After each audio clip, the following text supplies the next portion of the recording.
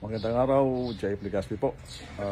Sa likuran ko ay dyan ating technical team naglalatag ng 27 pieces ng 580 watts bifacial solar panels. Andito tayo ngayon sa Anibungan, Maco, Davao de Oro. Meron tayong kliyente rito na nagpapa-install ng 12 kilowatt hybrid system.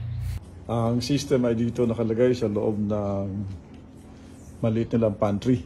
Andito rin kasi yung main panel board. Ito yung ating AC/DC safety devices enclosure box. Meron tayong dalawang 300Ah dyan. Tapos ito yung ating inverter na Lux Power touchscreen. Daryl, mga technical team natin. Popogi, oh. Pogi ko yan. From Palawan, imported from Palawan. Yung dalawa nasa bubong, no? By the way, sa mga gusto magpa-install dyan, kahit saan sulok ng Pilipinas, ay pwede po tayo. Naka-ready itong ating technical team. No? Ayan. So, meron akong iniwan na contact info sa comment section, saka video description. Kontakin nyo lang po kami at naka-ready kami mag-install para sa inyo saan man kayong sulok ng Pilipinas.